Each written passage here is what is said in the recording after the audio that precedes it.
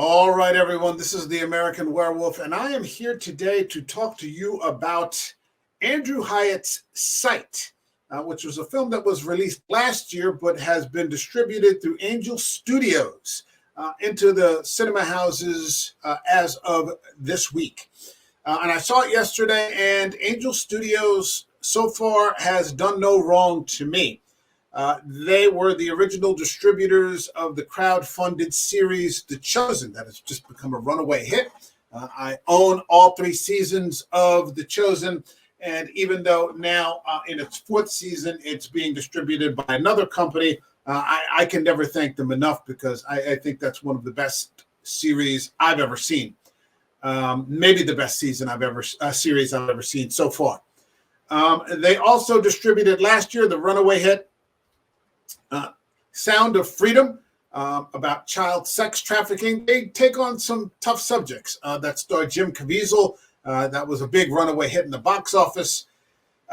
This year, earlier, I got to see Cabrini, which was about Mother Cabrini, who I think was the first American saint and set up an orphanage for displaced Italian children in the 5 boroughs of New York as they came over from Ellis Island and faced some pretty terrible odds and racism. And now they've got Sight. And Sight tells the story of the doctor, it's a true story of the doctor Ming Wang. And Ming Wang is one of the best surgeons in the world when it comes to sight restoration. He's developed some groundbreaking techniques to help people restore sight, radical therapies and treatments that can bring people their vision back.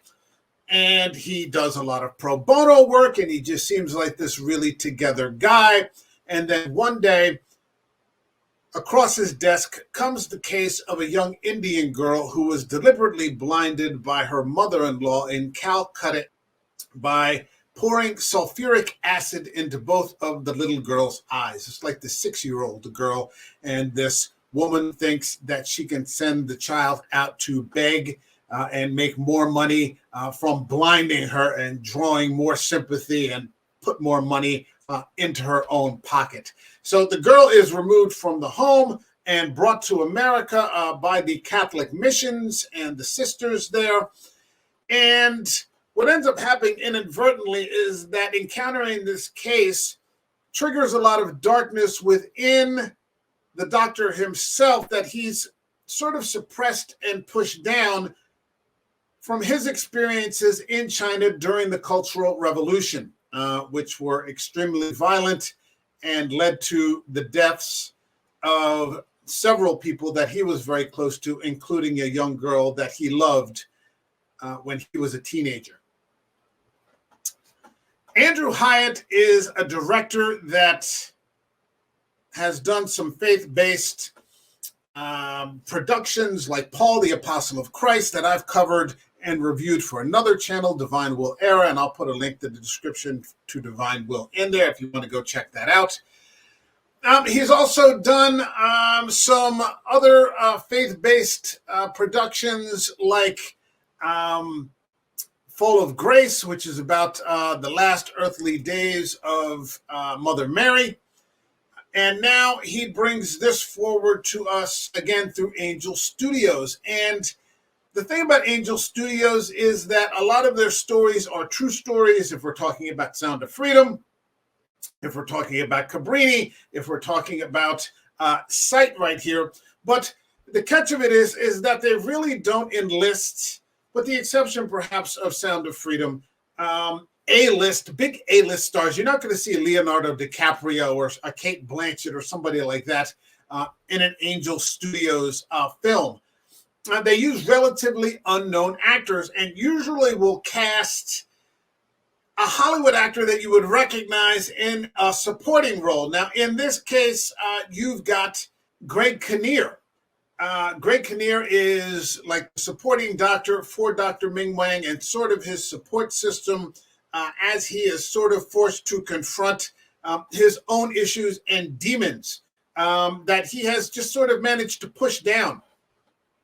He hasn't, had a terrible life by any stretch of the imagination, once he came to America. But I think many people haven't realized or did not realize how disturbed he actually was. And so when this repressed emotion starts to bubble up from, the bottom of him, a lot of people are taken off guard by this, and they're not really sure how to react, including members of his own family who just, saw the surface success that he was enjoying as one of the most prominent surgeons in America, and sort of overlooked all these other things that they just kind of endured and figured they survived, and life has gone on for them. They don't quite understand how troubled he's been all these years, and how he sort of has to overcome his own darkness. Now, I'm looking at a little bit of the biography here on IMDb for Andrew Hyatt, and we're talking about Sight. And it gives Greg Kinnear as the top billing, but Terry Chen is the main star as Dr. Ming Wang, and Greg Kinnear, like I said, is the supporting actor.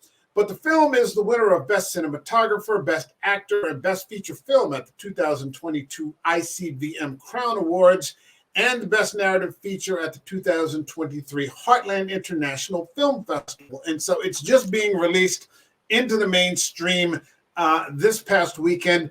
And I mean, I went to see Furiosa on Friday morning, but this was also a film that I wanted to see and made sure that I got myself in their opening weekend.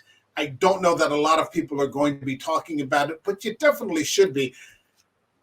I was having a conversation with Bill Scurry a few weeks ago, interviewed a guy, sort of an independent film producer and film critic. And we were saying that there's a gap in the market for films that are geared towards adults. And some of them can be light, like towards maybe a Soderbergh's Ocean 11 kind of thing. But these also types of, adult-based cinema and drama, real-life stories.